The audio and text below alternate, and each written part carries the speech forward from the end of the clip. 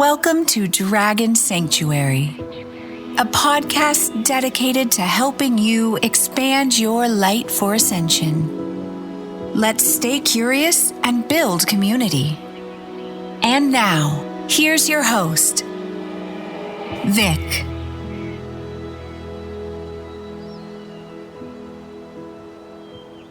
Hello everyone, we are back for another episode on Dragon Sanctuary. Today is a very exciting episode. I have my first ever guest on the show, someone who is very special to me, someone who is one of the coolest guys I know, and he is my cousin Lucas. Hello. Thank you for having me. It's a pleasure to be your first guest. Yeah. So very much looking forward to what's going to happen. Yeah, are you excited? I am. Good. I'm excited to become famous. It's something I haven't ventured out to, so looking forward to. Yeah, putting something out there. Never know what this you could never lead to. know. Yeah. You never know. Definitely. Good. Thank you for having me. No, of course. All right. So, one thing I will say, Lucas is the owner of a dog named Lucky, who's a Shih Tzu. Yes. And Lucky deserves a little shout out because he's the cutest guy. How old is he? He's going to be 15 in September. Oh my goodness. Lucky, Yeah. shout out to you. Yeah, I'll make sure I play this for him so he knows that he was mentioned. And he was honored in this episode. As he should be. I'll be sure to tell him. Yeah, for sure. What's your favorite memory about Lucky? Oh man, I've got so many. Just like his personality. He's a very silly dog. Yeah. Some of the things he does, it makes you scratch your head. Like what are you doing? But I like. He is a funny guy. I remember the first day we got him.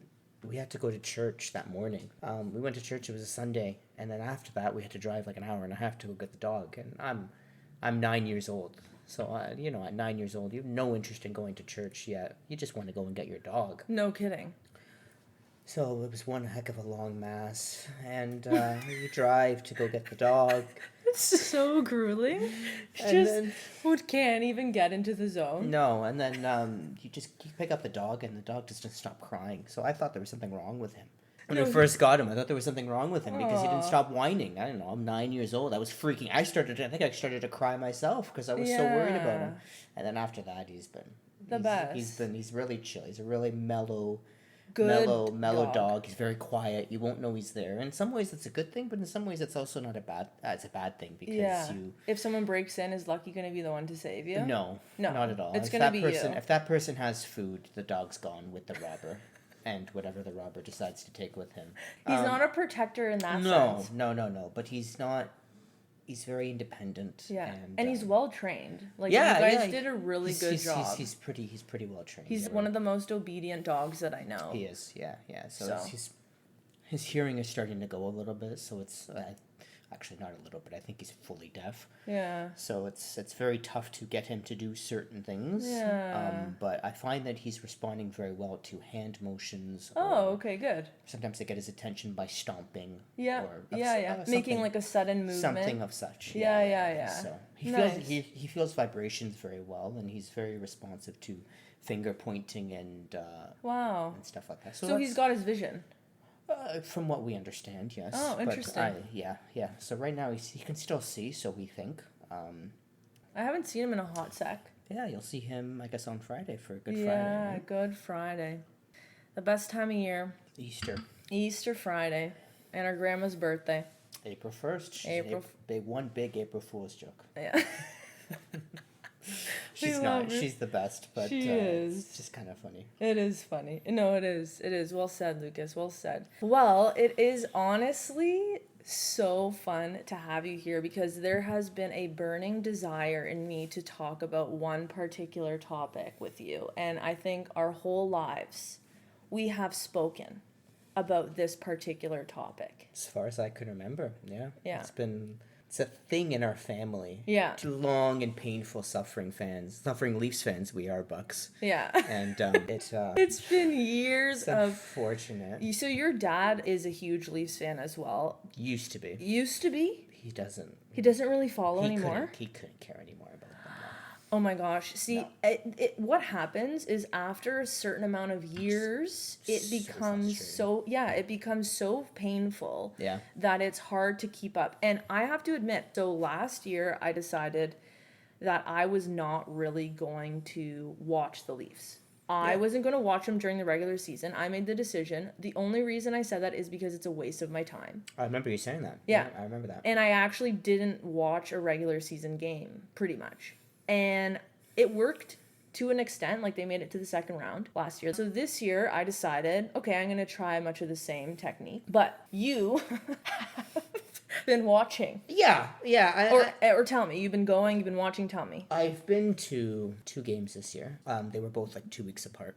Okay, who did they play? First one was against Philadelphia. It was a very Okay, big game. Philly. They won. Leafs won. Second one was against Vegas. The Leafs did not. Did you choose the Philly game on purpose? I did. To hold that over to Gino's head, or? No, because I like the way Philly plays. Yeah. I love their coach. I love Torts, personally. Have you told this to Gino? Yes. Oh, many times. This is our uncle, by the way. He's a big Flyers fan. Unfortunately. Supposedly. So I like Torts. I like the way he works his players. A lot of people hate him. They think he's too tough. But I like the way he works his players. He works his team. And I think he's the coach Toronto needs. But Yes. He would not survive in a market like Toronto, unfortunately, with all the media. He would get run out of town in probably 4 days. Yeah, it's so true. Or he would get a fine or something. Yeah, and the players wouldn't, like, the way respond. The way the Leafs team is structured, the young talent would not. No, the egos wouldn't do well. And unfortunately, no. Yeah, and I agree with you. I've always said that too. Like, we need a Torts, and that's why Philly's done well this year. Like, if you look at the difference in teams, they don't have as much money as we have invested in 4 guys. Like, they're so much more well-rounded. And They have so much salary cap room, and they're getting effort out of all of their players, not just from 3 guys. Got a full, well-rounded team. They're not as good as a team, but in a couple of years, they just a sec might be. Yeah, and I think that's what has always been my kind of issue with the Leafs is we spend all this money to get the same results every year. And you've played hockey your whole life. You've coached like me. And I've also played and coached, same thing. And it's you can't have so many of those guys that are driven by the bank accounts. What's that line? Doing the same thing over again, expecting Insanity. different results? Good analogy. So that is the definition of a Leafs fan. Insanity. And we admit it. Because every year I call my other cousin, Michael, around this time of year. And I called him a couple weeks ago to be like, hey, so I'm starting to watch the Leafs again. Because coming to playoff time. And I want to know what's good. Did he send his condolences? Yeah, he basically told me what the deal was. But by the end of the call, we're both just kind of like, well, maybe, this is the year. Oh, yeah. But I don't know. I'd love it to be the year. It'd be awesome. But I mean, it's not going to be easy. No, it's not. So on that note, let's take a hot second to pull up the first round. So... Oh, it's a Boston now? Yeah. Oh, so it's just a competition between Boston and Florida. Who would you rather? Because both are horrendous. Neither. But I think I would take Florida. Yeah. Just because you get the rematch possibly. Yeah. And... It hurts less? I think it hurts a little bit less. I don't know. And then we have the potential for Boston to get eliminated by Tampa, which is not happening. I don't. Tampa maybe could be a wild card, but I don't picture them beating Boston. But I mean, if Leafs get either of the matchups, I'm not very confident, to be honest with you.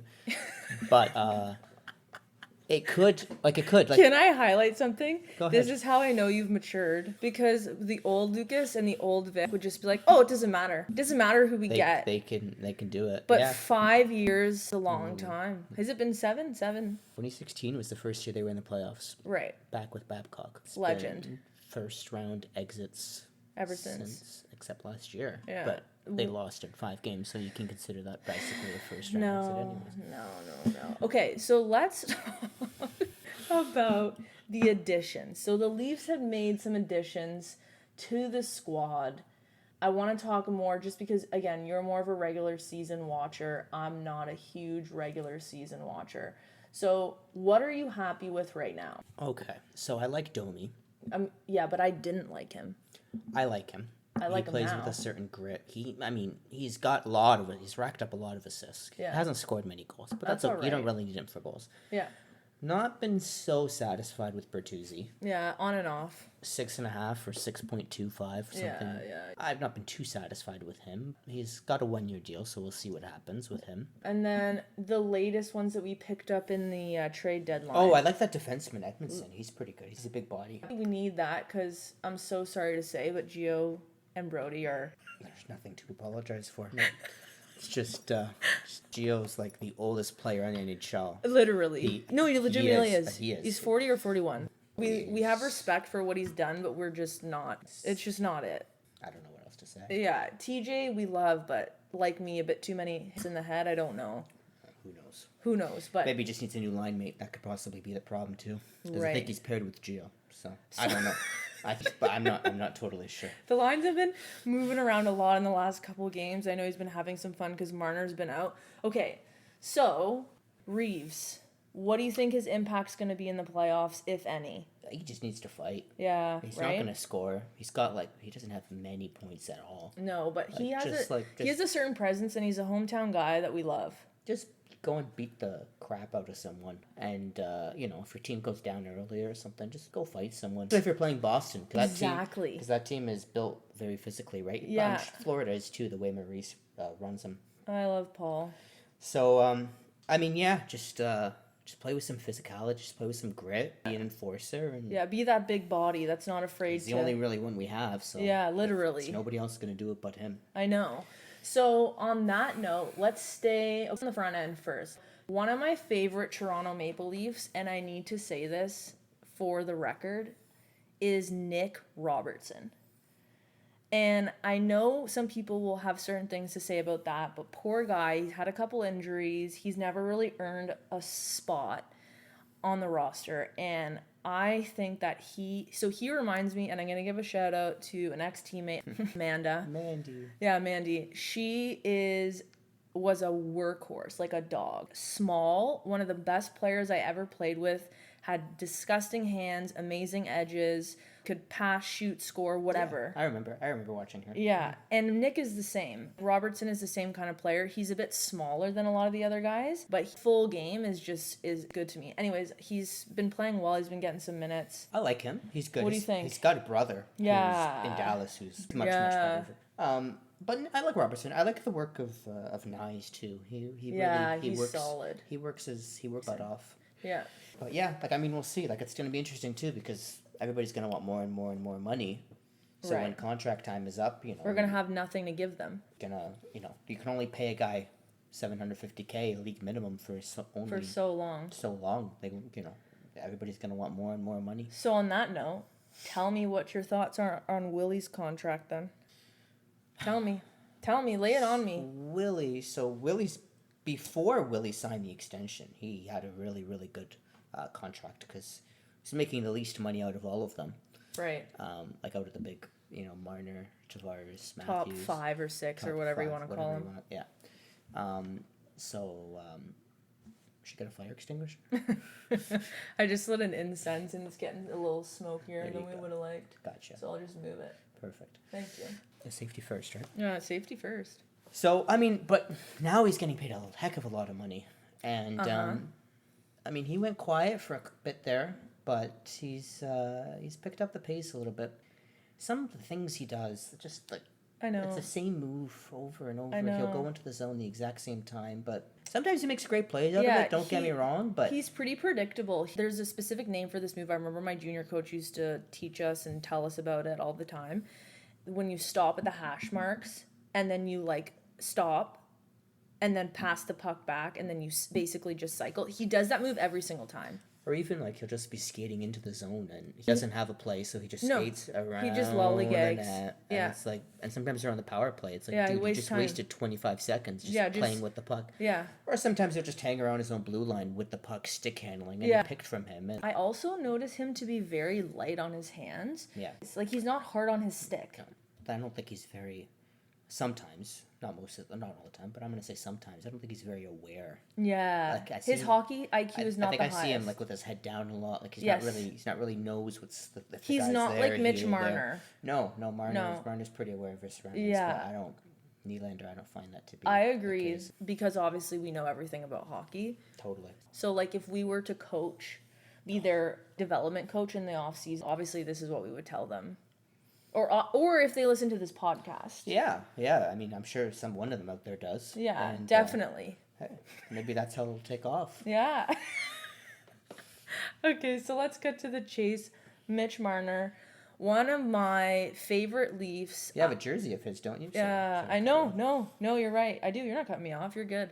I do. I don't know. He was kind of like a local hometown guy. I just was a big fan of his skill, his grit, his energy.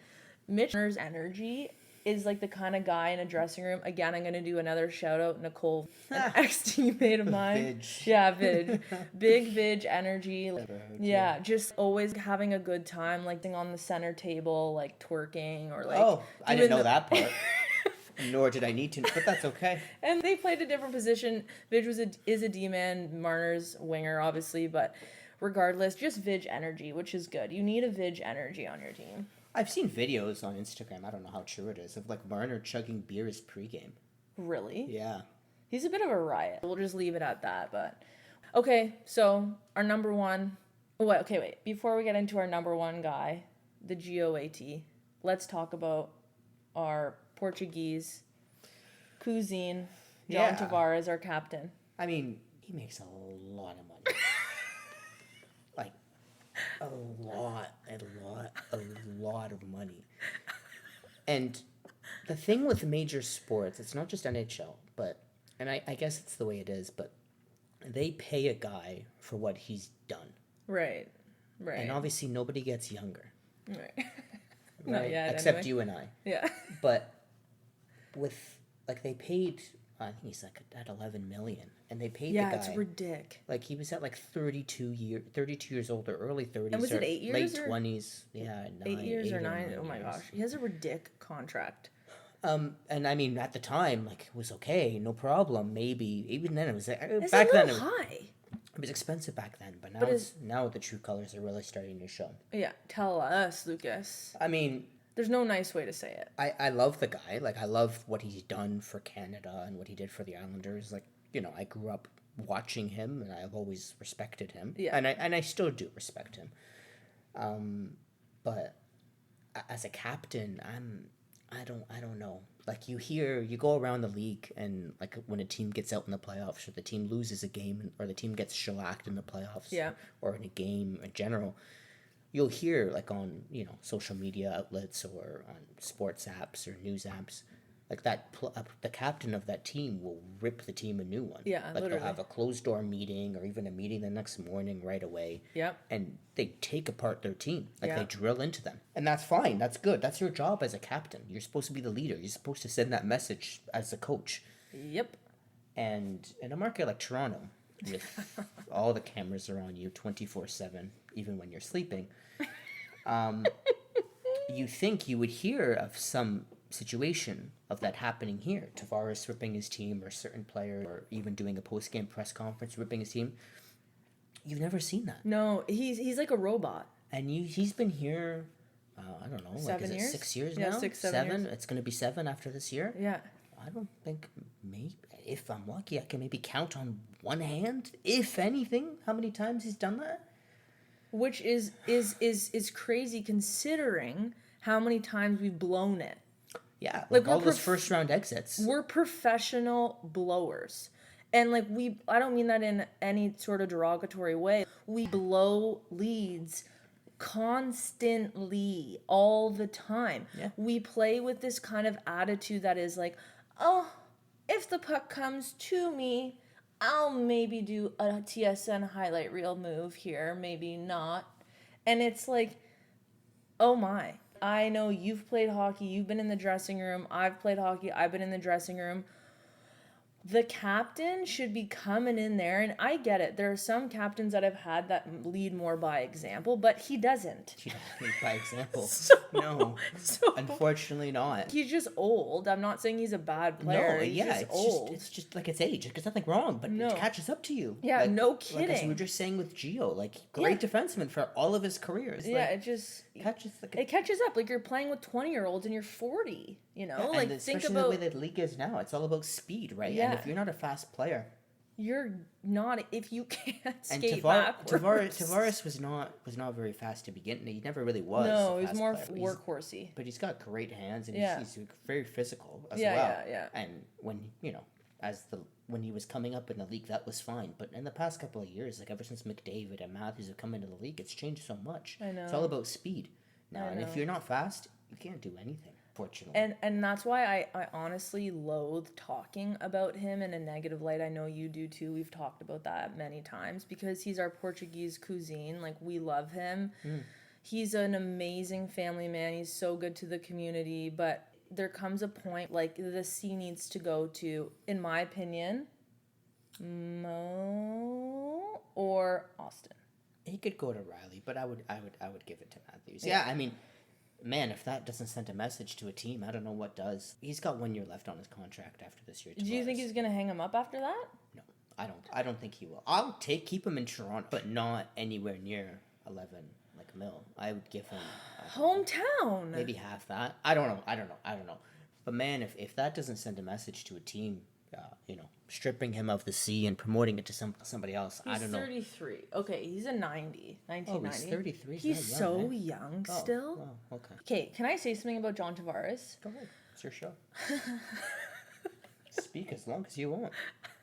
Okay, John Tavares has had a lot of concussions. This is true.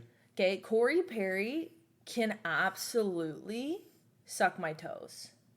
He is, in my opinion, one of the worst players in the league, and he's Canadian. And he's one of the worst players in the league, and if you know what I'm talking about, you know what I'm talking about. When he absolutely ran Tavares over and nearly ended his life in game 1 of round 1 of the 2020 against the Habs. He nearly ended John Tavares' life. Okay?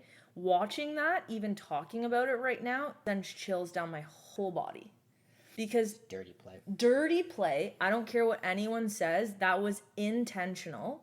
It was impossible not to be intentional. Sure, maybe he didn't mean to do it the way he did it. He came out from the other, he was not in the play. The puck wasn't there. Anyone that defends that is not someone I even want to spend time talking to, because that was one of the dirtiest plays. I don't care what anyone says. I remember it was COVID. I was actually going through a hard time at that time with my concussion stuff, and I watched that play and I was like, are you kidding me? Because I think he's already had a handful of concussions. He's definitely had a few. Yeah. So that's one that just rocks your world. So I noticed, and I thought during that time that was going to be the end of JT. And then he came back. Regardless, when he came back, I was shocked because I couldn't imagine. Obviously, he's getting the best care, but what I'm trying to say is I've noticed a change in his game since that hit. I really have. He's just lost that spunk. He's very fit, but he's just lost that spunk. And it's hard to see. It's hard to see because we love him. We want him to retire a Maple Leaf. We want to retire 91. I think he'll stay because, I mean, I think he's got a no trade clause too. But does anybody really? I mean, maybe for much cheaper money, but for the amount of money he's paid now, I don't think anybody would really want that. Right? No. He's a great leader, great enforcer, but no, 1100K is justified, right? No. 11 mil. I agree. Okay, we did save the best for last. We'll talk about goalies at the end, but our boy Austin Matthews. Well, he's great. He's so fantastic. I'm a little bit ticked at him though. Why? He didn't get 60 goals in 60 games. I know. Or 60 goals in 60 games. I mean, if he did, your cousin would have been $1,000 richer. But I think he was 7 shy or something like that. So he's games played 69, and right now he's at 58 goals. Yeah, so he's torn it up a little bit lately, but he was looking strong. I placed a bet when he had 11 games, or I think he needed 7 games. He needed 11 goals in 7 games, and Wow. it looked promising. It did look promising the first 2 or 3, and then it was like, I'm like, okay. He didn't score on 2 straight. I'm like, yeah, it's not happening. So instead, I lost $10. But there's bigger problems in the world. There is, but I mean, would have been nice for the bank account. $1,000 payout for something like that would have been $1,000 is $1,000. But other than that, Matthews, I like him. He's very good. He's a great leader. Yeah. You can rely on him when you need to. Puts the team on his back constantly, almost every night it seems. Yeah. Great hands, very fast, very skilled. It's a privilege to watch. Yeah, he's a treat. He's a treat to watch. So yeah. And I feel like he's so well liked in the. Yeah, we love him here. So. And in the like, I hope he lives and dies the Leafs, and he just goes and hangs them up in Arizona. But we'll see how that goes. Did you like his contract? Yeah. Me too. Made sense. He's deserving of that money. Yeah.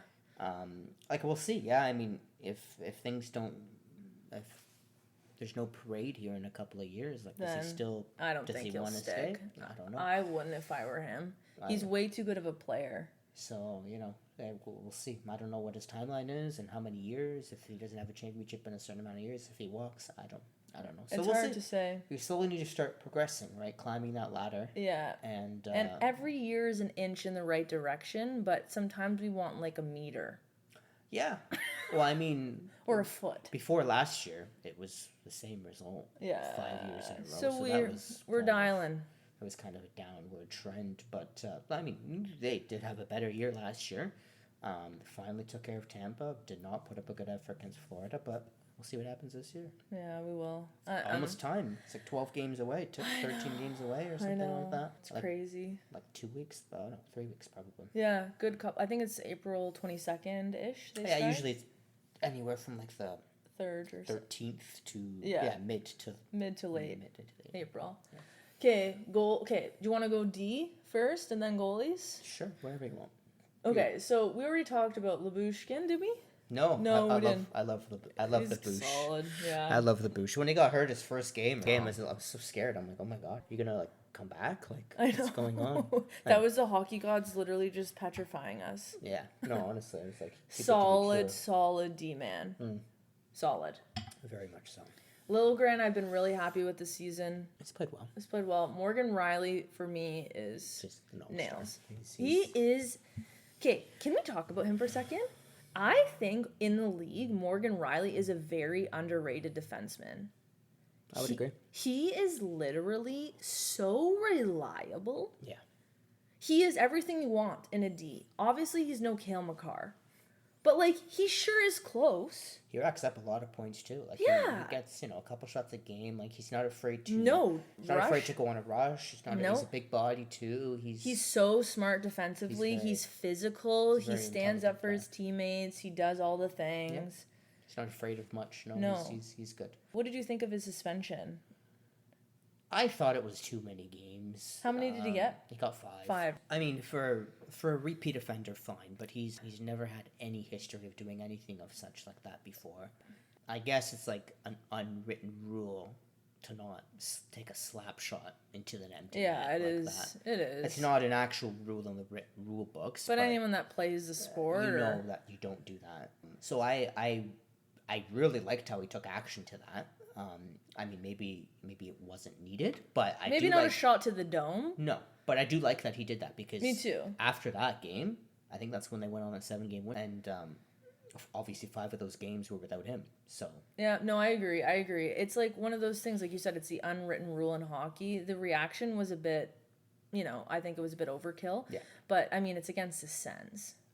Whatever. Who cares? That guy, a rookie, he might score a goal again in his career. May not. Anyways, all right, that's enough on that. Who else did I want to? The Edmonton we did. Yeah, that's about it. Anyone else? This Benoit guy has been playing minute. Benoit's good. Jake McCabe is good too. Yeah, McCabe's good as well. Yeah, he does the job. So let's hop in to our goalies. Samsonov's had a good year. Yeah. Wow, a good 2024. He didn't have a good 2023, but 2024. Good fiscal 2024. No, but I suppose when he was sent down to the minors, or they put him on waivers, he's from Russia, And Okay. apparently his dad came down from Russia. Oh no. And, like, I don't know what the heck he did, but he did something. Supposedly, this is the word on the... I don't know. On the street, This is word on the street. And, Oh shoot. and I guess his dad, slapped him one way or two ways or Or three gave him ways. some vodka Or I don't something. know. But he sparked something. And ever since then, he's been On his game. much better of a goalie. Oh, I didn't know that. Yeah, so... That's interesting to me. And apparently also, too, supposedly as well, he had a newborn back in 2023, so I don't think he was getting much sleep. Yeah, poor thing. Real life matters to these guys too. Right, so we got to consider they're those not, things. they do have real lives, and if they do have kids at home... That's what I'll say about Bertuzzi too. He just became a parent. Oh, did he? Yeah, this season. They'll cut him some slack. Yeah, I think it was late 2023 or early 2024. I can't remember the exact time, but he just became a first-time father too. So we have empathy. Sure. We do. Now I do. Yeah. Yeah. Now when he's got the puck, I won't say such harmful things. And Yeah, but he does gotta. I don't know. I don't know, Gotta he's get got- some new teeth. that would be a start. The scarf or neck guard or whatever the heck he's got going on, covering his neck is. He cut his hair. Now his hair is short. I always remember him with long hair. I know. So it's kind of like I know. It looks like a different guy out there, but he probably did that because of that guy in Europe, right? yeah, but like he's got you don't see that neck guard as much. No, Like those are the old school ones. honestly looks like a scarf. Yeah. It He's doesn't- got some swag going on. Yeah, I wouldn't. I wouldn't say it's my particular style, yeah, but maybe it's something he goes for, but he doesn't want to die, it seems. On the ice.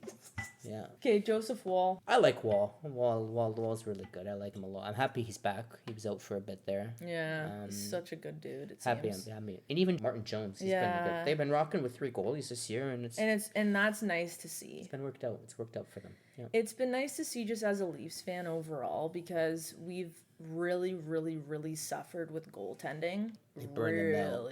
They really do burn them out. So to have 3 of them, and Samsonov got hurt Saturday night. It looked. Yeah. So hopefully it's not. too Keith severe. said something pretty minor. It's gonna be, so that's good. But regardless, I've heard that before.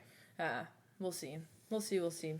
Okay, so to wrap up, what do you think's gonna happen? So, like I said at the beginning, if we were to go right now, we're gonna be playing the Bruins.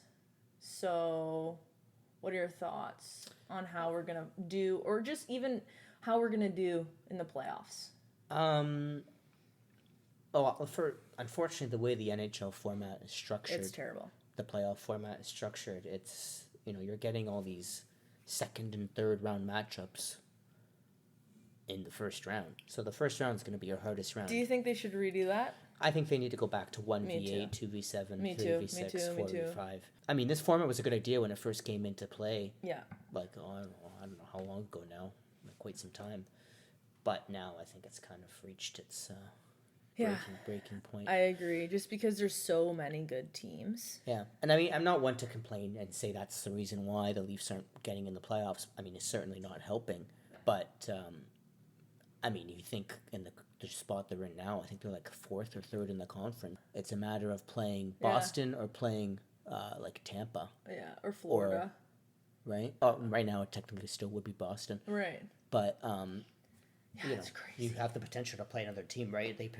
All this year, they've been destined to either play Florida or Boston. Yeah, and it's the same script every year, so. Right. So, I mean, we'll see. Hopefully they can put up a fight. Hopefully they're all healthy. I know Marner's rebounding from an injury, so he'll be back hopefully soon. And, I mean, we'll see. Just don't give me a Game 7. That's all. Oh my gosh. It looks like they're going to be on the road, so... But they've been on the road in the playoffs before, so... We'll see. We'll see. I do want to give a special shout out to the Vancouver Canucks. Good friend of mine, Andre, living out there in the Anchovies. West Coast. Anchovies. I was wondering if you were going to give her a shout-out. One of my best line mates of all You've time. given everybody else a shout-out. I know, on your I can't teams. forget about her. Anchovies. One of my best line mates, one of my best friends of my whole career, and she lives out in the West Coast, and it's been really nice to see the Canucks just absolutely tearing it up. Good on her. Like, Yeah. West Coast is beautiful. When I lost March. And Yeah, it's- you loved it. I loved Vancouver. Vancouver's really, really cool. Where'd you go? You went just Vancouver?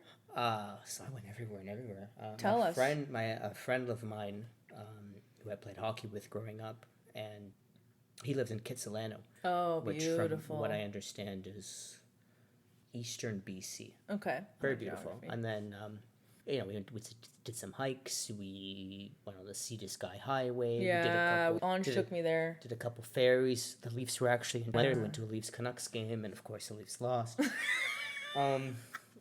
But other than that, like it's very beautiful. It's very, very, very, very, very beautiful. Not cheap gas prices. No, it's not cheap to live there in general. No. I went out as well, as you know, obviously a couple years before The you. summer before me. Yeah, yeah.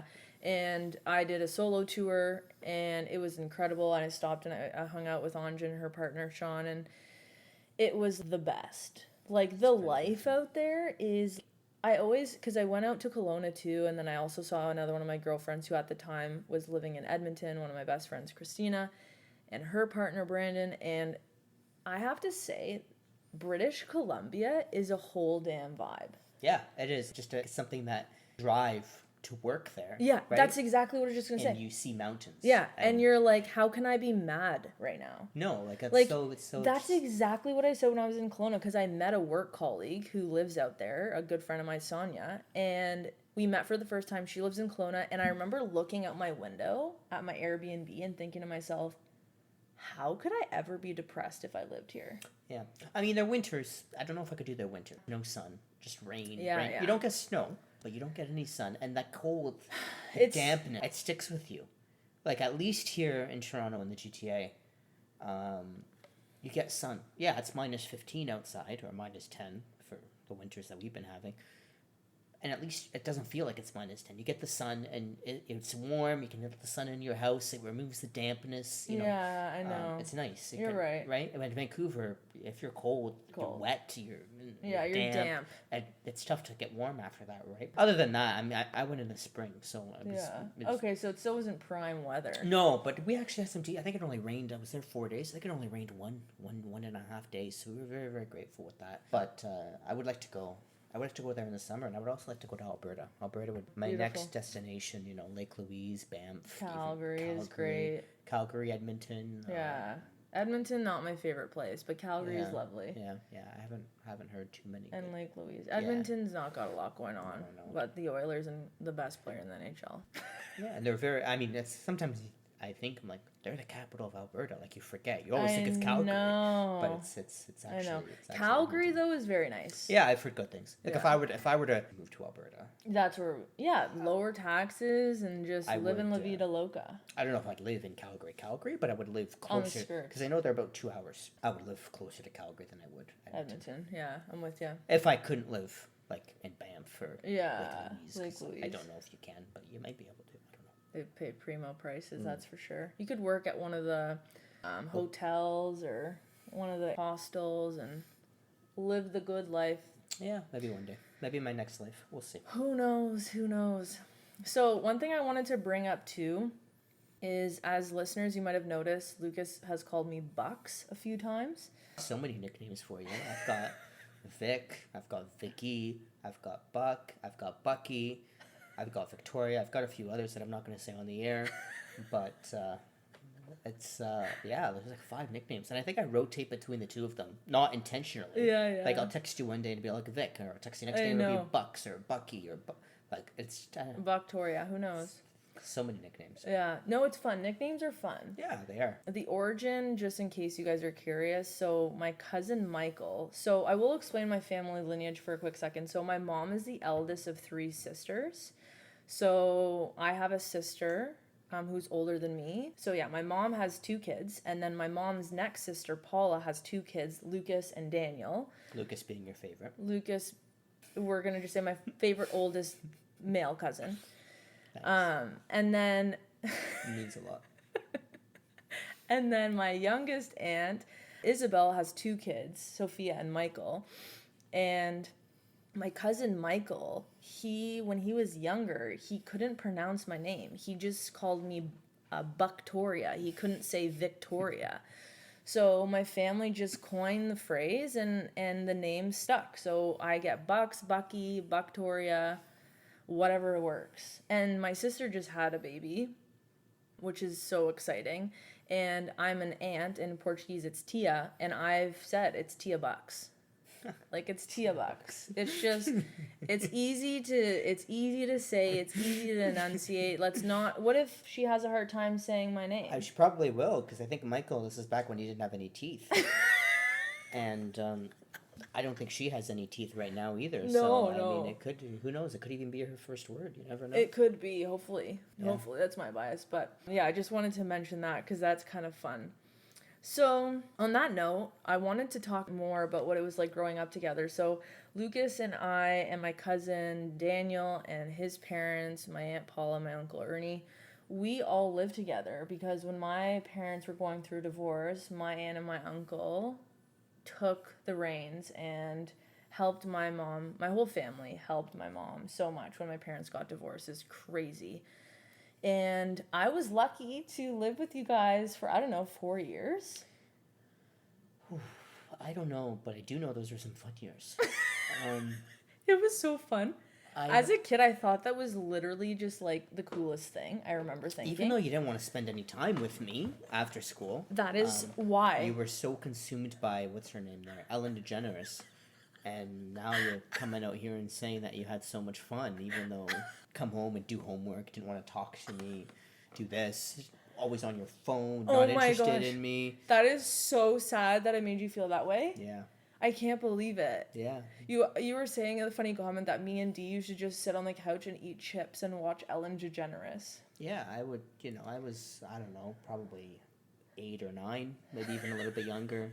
And, you, as an 8 or 9-year-old coming home from school, you have a little bit of energy, right? You don't want to sit on the couch and eat chips. You want to eat chips, but I don't know if you want to sit on the couch and watch Ellen. Like, as an 8-year-old, I didn't have any interest in doing that. But Dee did. He just was interested in the chips.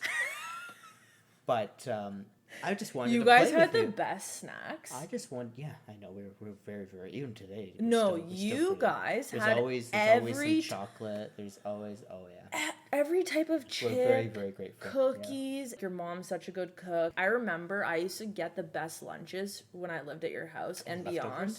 Leftovers, or like we got a Coke and like a prosciutto sandwich. Like my mom would give me 2 Cokes in my lunch.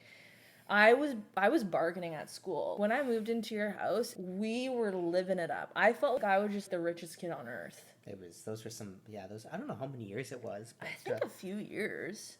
Until we moved across the street. Until we moved across the street, and we didn't even see each other. No, I'm kidding. And until you would text me. Come take Scar. Take your dog outside, and I would walk over and take after she peed on me, I would go inside, and she'd be so excited, so she'd pee all over the floor, and then I'd have to go downstairs, believe it or not upstairs, because who keeps the paper towels upstairs in the kitchen? I had to go downstairs.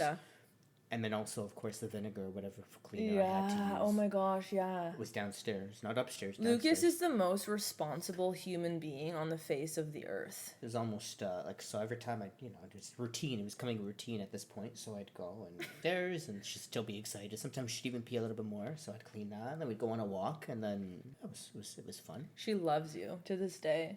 Yeah. Scar never forgets. Scarlett is our first dog. We got her when my sister and I were going through our crisis when I quit hockey and she broke up with her then ex-boyfriend.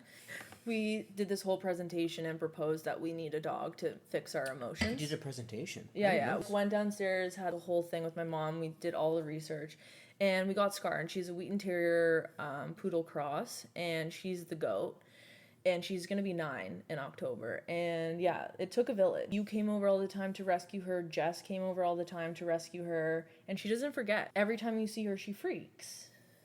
Was your mom convinced instantly? Or did it take it took a little bit of time. Public presentations? My mom was like, she's not coming in the bed. Oh, yes. I remember the 2 things your mom said would not happen. And then within 2 hours... What was the second one? No in the bed, on the bed, and no on the couch. Yeah, and within 30 minutes, both were. My mom also kept Scar when my sister and I both moved out. Scar is the main person that sleeps in their bed. In my stepdad's bed. It's pretty hilarious. But yeah, anyways, we love dogs. Oh, she is. Speaking of animals, I think of a really funny story. One of the... Oh, boy. Your mom's going to be triggered listening to this, I think. In a good way, I hope. Okay, this is when I was in elementary school, but you guys were also in elementary school. Me and you, and especially me and Dee, was like the cute. Okay, you were both cute. Don't misunderstand what I'm saying. But anything I would say, he pretty much took it as gospel. I don't know why. He liked you. He was very close to you. Yeah, we were very close. Like, we had big dreams of opening up a restaurant together. I think it's because we were the youngest, you know? Like, we were just the youngest. Yeah, you and I were never really, like, as kids, like, we were not... I would say now we're more close. Now we're more close. But back then, when you lived with us, I think I gravitated more towards Sarah. Even though she didn't gravitate towards me. But it is what it is. She had other priorities when she got home from school. Fortunately, I was not one of them. Same to you. So I was just like the loner. Oh my God, Lucas, I'm so sorry. Do I watch Ellen with you, or do I do nothing and wait for Sarah? Okay, that's so funny. Oh my gosh. Sorry, anyways. No, it's so good. Steering you off track. No, it's good. It's a pretty funny story. Dee and I were very close. Anything I told him, he basically did. And I was a kid. Like, I didn't really have too much going on in my mind. So we went to the same elementary school. We also took the same bus. So one day, we're coming off the bus. We're walking home, and I look, and I see there's a rabbit. And I'm like, oh, wow.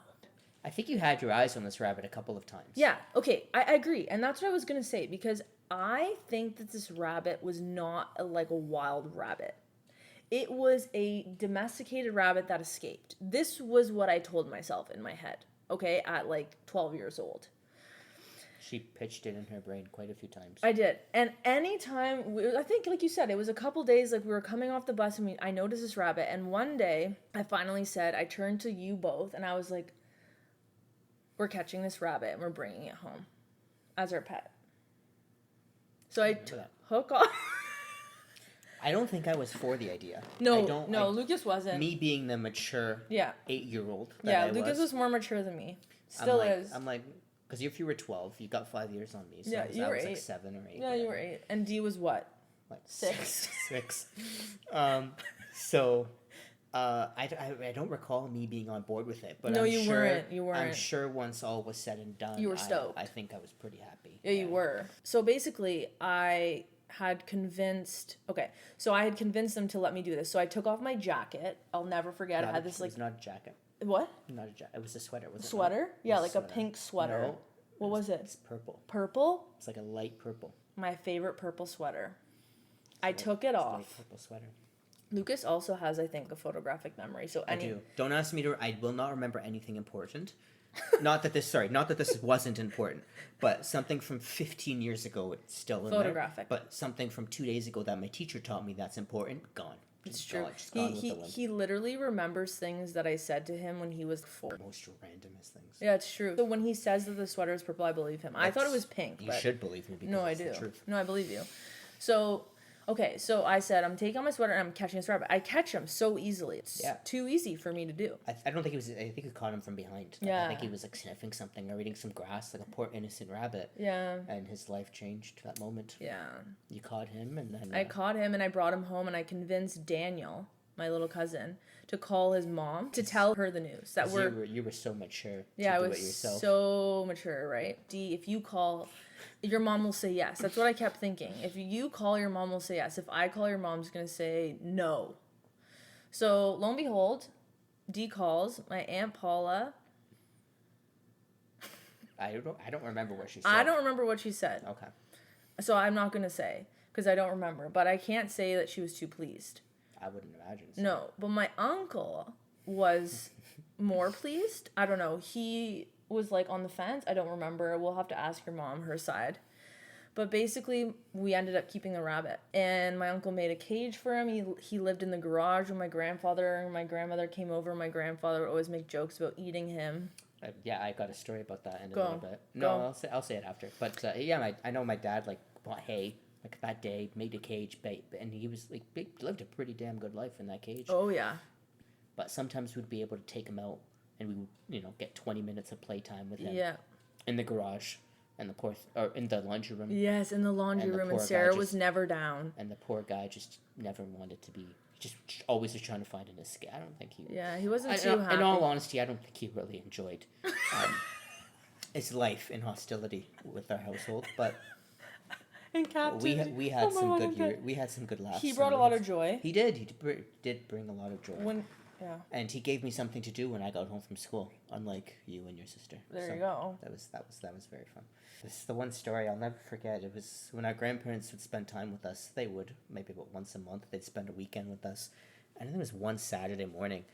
I was up, my grandfather was up. I don't think everybody in the house was up, but most people were. And I see him grab a knife and a carrot.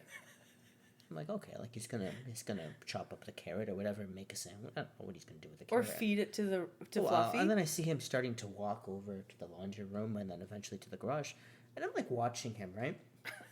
And he opens the garage door, and I didn't say, I don't think, he knows I'm watching, I think, but I didn't say anything. And he opens the garage door, and he starts looking at the rabbit with the carrot. And I'm like, Fufu, what are you doing? Oh, no, nothing. I'm just giving the rabbit the carrot. He's hungry. But he had the like, I don't know if I want to make conclusions, but No, he was making a joke, and he was definitely thinking of killing the rabbit. he had high ambitions of. He definitely he wouldn't loved have done rabbit. it. He loved rabbit. It's his favorite protein. And he was a farmer. even when we had to put the rabbit down, he was pissed at my mom. For paying the vet. He's like, why did you pay? I would have taken care of that for you, no problem. It's so true. I remember that like clockwork. that I remember. I cried when Fluffy died. That was pretty. I was there. It was pretty devastating. We'll make it long story short, but one of Dee's friends, who shall not be named, Sebastian, was like playing with Fluffy and picked him up and dropped him and picked him up and dropped him and just kept doing this. And Fluffy had brain damage. We had one rule that if you're going to pick him up, it had to be on the grass. And whenever in case if you dropped him, at least you fell in the grass. He had some cushioning. I was in grade 1, and I was just getting off the bus, and I was at the foot of my driveway, and my brother Daniel's 2 years younger than me, so he was in kindergarten or JK or JK, so he was already home for the day, and the Sebastian guy came over, and I remember like I was on the foot of my driveway, and I saw Sebastian pick up the rabbit, and I saw him walk a couple of feet onto the patio, I watched it too. The pavement. And I'm like, blood everywhere. And we had to put Fluffy down, and it was so devastating because... We went to the hospital that night. I still have the card from Yeah, that hospital. I was there. I went remember- with you and your dad. And D. Yeah, I still have the card. They gave me like a little card from all the nurses or whatever. Yeah, oh my And gosh. Fluffy did not deserve to go that way. And they put his paw on the card. And then they even cut a bit Some of his fur. and they put it on. So I still... Okay. You put it in your closet? In your house? It's in like a green box. That's his family on it. Aww. With the card inside. And You're so sentimental. I think the last time I looked at it was probably 5 years ago. But have a look. when I go home, I'll look at it again, maybe. Yeah, have a look, skis.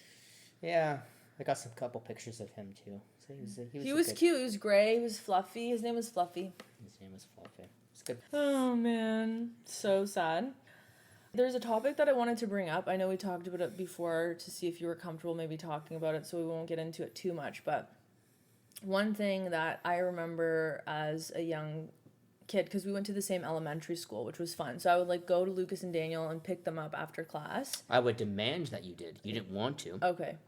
But because so Bucky's got 5 years on me, so I was in grade 1, and I was too scared to walk down 10 classes and go to the bus myself. So I would make her come down, embarrass herself with all her friends. And let me say something. Lucas was the cutest kid ever, and Daniel, his brother. So I would make her, and sometimes she'd come down with friends, sometimes she'd come down alone, and I would make her walk me to the bus. And there would be a couple times that you'd be sick, or you wouldn't be at class, or something. You wouldn't be there for the day. And I would be waiting, and there was, I think one time I actually missed the bus, because I was waiting, and I remember, forgot. yeah. And there was other times my teacher's like, you said Victoria wasn't coming today. I'm like, oh, she was like running. And those days I was able to walk to the bus myself. But when you were around, I could not. You had to walk me to the bus. I don't know. It was such a good memory as I think back. I don't know. At the time, I remember thinking I would say to my friends, gotta go get Lucas, and like they'd be stoked too. My friends would be stoked, and sometimes I'd be kind of annoyed because I'd be rushing, and missing the bus was not chill in elementary school. Thing. It was the worst thing, and like you didn't thing. have much time. If you're just taking your time lollygagging, chatting at the lockers, like I'm very chatty, as you know. So for me, it was like, okay, gotta rush, get my cousins downstairs from Miss Greer's class, and Miss She was Burton. the teacher. Yep. I never had Miss Burton, but Dee Miss did, Greer, right? Miss Greer was my teacher, grade 1. Yep. And yeah, it was fun. And I remember, so there's 2 stories that come to mind. The reason I want to tell these stories is because in my first episode and in other episodes, I have mentioned this. I have a 0 bullying tolerance. 0. Okay? And it's a topic that's near and dear to my heart. And I remember at a very young age, I saw the impacts of bullying. And Lucas experienced bullying, unfortunately, firsthand as a kid at times. And there was 2 particular situations, but there was one particular situation where me and my friends caught wind that Lucas was getting bullied. So to give you an example, Lucas was in what, grade 2? No, 3? it's grade 3. It's grade 3. Grade 3, and they would like take his diary and put it down the sewer. Or not, I don't know if it was a diary. It was a book. I think it was a book. I can't remember what it was. It was something. And, Something of his personal belongings. I don't like. I think they threw it down the sewer. They threw it down the sewer. Or another time, you know, when you play soccer, baseball, or foot hockey, they would make Lucas line up at the wall, turn around, and then wet a tennis ball and throw it at him. In our elementary school, the yard was divided. I could still see what was happening to Lucas at recess. So not to sound whatever, but I would say that my friends were very popular in our grade, and we always just looked over to basically see what was going on in the school. We had a very good awareness. And I remember one day I saw Lucas lining up at the wall with the tennis balls. And I grabbed 3 of my toughest friends. I grabbed Jacob, Nick, and Jamal. I believe it was them 3. I don't remember. It must have been them. Plus or minus a few. Plus or minus a few. And we went and we crossed the borders. Oh yeah, because they had lines. Yeah, right? they had lines. So you had grade 1, 2, 3, Yep. 4, 5, 6, and 7, 8.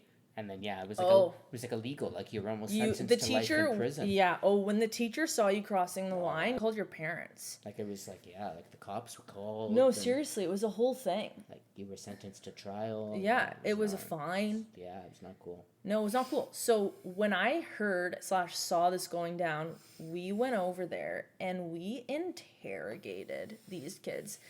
I remember that was the first time where I was so mad and just so appalled, wanting to use my age and my force in such a way that was sending a very clear message. And I don't know if it had an impact in any way. I know there was one kid in particular who was a classic bully in your grade. And he was just, I don't know, like I don't want to blame him or whatever because you were so young, but it was just the most terrible thing. It really was. And it's so mean when people are mean. And I'm definitely the first person to admit I've bullied people. I'm not going to say I'm perfect. I've definitely bullied people in my life. I'll own up to that. But watching some of the things or hearing some of the things, and even today that goes on, just witnessing kids like playing or hearing stories about certain things, it just blows my mind. So I'm not going to blame the kids. I'm going to blame the parents. But when you get to a certain age, you have to blame the people. Yeah. So, yeah, I'm really sorry that happened to you. It's okay. Part of growing up. Yeah. Part of life. I learned a lot from it. Yeah. What would you say was like your biggest takeaway? Not to be so like dumb or naive. Like maybe not use the word dumb, but like naive. Oh, interesting. And not be like, okay, yeah, like not cave into everything just to make friends. Right. Right. That's an interesting perspective. So stand your ground. Yeah, and just know what's okay and honestly what's not okay, and you don't have to do things for certain people. Because I think this was back like when I didn't have like close friends or anything. I don't think I got close friends until grade 4. Yeah. So you're still working through it. Yeah. So it was like these people, they seemed like they wanted to hang out. I'm like okay, like yeah, like if we can be friends, yeah. Like I didn't know any better. You didn't think you were just about to go get assassinated. No. I thought this was typical friend things, and I'm like slowly realizing, like, no, this hurts. Friendship feels like this. I thought friendship was a cool thing. That's such a valuable lesson. Yeah. It's not a fair way for you to be taught that lesson, unfortunately. It makes me sad that happened to you. It's okay. But that's a very valuable lesson. I agree. It's the past. It is, and we can't change it. No. So I think we're going to kind of wrap up here because this time's been flying. Crazy. Once you get in the flow and you talk long enough about Mitch Marner, it's time flies. But I want to end each podcast episode that has a guest appearance with a question, or I guess it's 2 questions actually. Okay. No pressure. All right. But I want to ask you, what accomplishment in your life are you the most proud of? I would say to that, I consider myself to be kind of compassionate, always caring about others. Yes. I'm a very big family man. Yes. Not so much, like, obviously my immediate family, but not even then, like my extended family, like Victoria, my aunts, my uncles, my cousin. They're very, very important to me. So I would consider Agreed. my relationship with them. Yeah, absolutely. I can attest to that. Lucas is the most reliable, and I mean reliable, human being that I know, and the kindest. I would go to the bank with that. Okay, and then the second question is, what is the simplest truth of life to you? Making people laugh. Yes. I love to make people laugh. It makes, like, even if it's the stupidest things, it just makes, like, it brings joy. Like, seeing them laugh brings me joy, and it's just, yeah. And you're good at it. It makes, oh, thank you. Well, it makes me feel like if I can say something and you can laugh, like, it makes me feel a little bit special too, right? Good. So I really do, especially with my friends and family. Making people laugh is something I really do enjoy. Yeah, and like I said, it's not forced with you. I would say you get it from your mom. Yeah, I would say. She's pretty funny. We have the same the way we kind of tell our stories. Yeah, we kind of have the same sense of humor. Very good storytellers. Yeah. Yeah. I mean, yes, in a way, very good storytellers, but in a way, not very, like, just the way sometimes the story's prolonged. Sometimes, like, it's 5 minutes to get to the point of a story. It's very dramatic. Like I said, we're dramatic. Like, nobody needs to know about the guy across the street in the story. But he's being talked about. Somehow he's important, right? Even though he's got nothing to do with the story. But it's part of being funny, I guess. I agree. If a lot of people wouldn't call that humor, but in our family, that's considered humor. Correct. Love it, Lucas. So we did pull a card, of course, to wrap up the episode. So today's deck that we're using is called the Shaman's Dream Oracle. It's a new deck that I purchased not too long ago. Am I the first one to use it? This will be the first episode that it's being used, I believe. Wow. So this deck here is also by Colette Baron Reed, who's a Canadian medium that I love, and Alberto Villoldo. Don't even look at me. That's okay. Don't even look at me. Anyways, it's a beautiful deck. And Lucas pulled a card for us. And the card is called Deep Quiet. Okay? So this is the card here. I'll show it. It's a beautiful card. What's the number on that card? Tell them, Lucas. So, funny enough, the card has an 11 on it. And I was born on the 11th day. So pretty powerful. I consider 11 to be my lucky number. Wow. Even though every time I ask it to be my lucky. That's so special. But yes. No, that matters. That's so special because Lucas pulled this card. We went through it before the episode started. And yeah, we both said, like, how crazy is that? Out of 64 cards, he pulled the 11th card. So, very interesting. The card itself just looks like some crystals and some energy. It's called Deep Quiet, and the message is meditation and stillness. 2 things I do not do. Okay, well, listen up. Maybe this is the start of something. Yeah. Meditation, stillness, and clarity. When deep quiet appears, it is a message from the cosmos calling you to stillness, to step outside the concerns of your everyday life. This does not mean to slow down and take a breath, although that is a good start. The cosmos is inviting you to go deep, to that place where the noise stops and there is only the vast emptiness of inner space. When we do not respond to the invitation offered by deep quiet, life can stop us in our tracks with an illness or a crisis. Listen to the still small voice. Remember that you want to catch spirit on a whisper, not a shout. And it is only human to argue that you are too busy to slow down, that you don't have the time, the inclination, or the money for a retreat.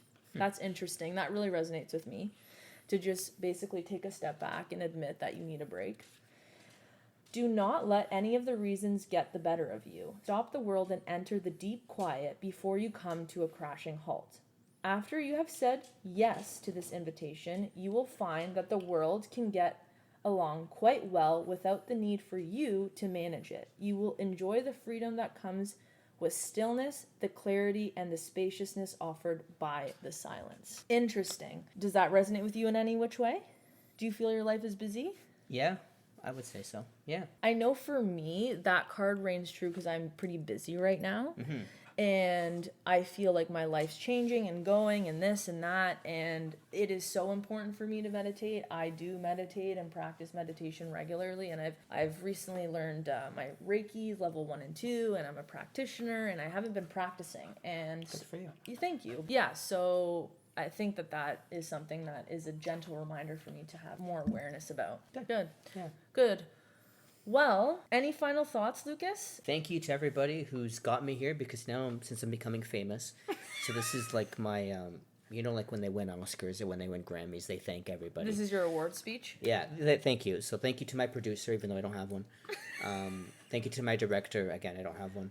Thank you to my family, Victoria, for giving me this platform to express my, I don't know if I want to use the word knowledge, but to express my deepest concerns with the Leafs or anything in general. It's nice to be able to talk about things like that on a platform like that. So anyways, thank you to everybody, and looking forward to the big paycheck that's coming.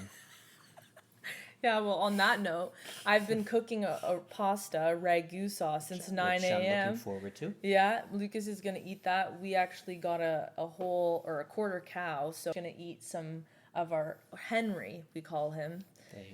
Such savages, they actually decided to name him. Yeah, we named our cow Henry. And we got some bread. And we got some bread? Not some bread, it was cake. Oh, your mom, yes.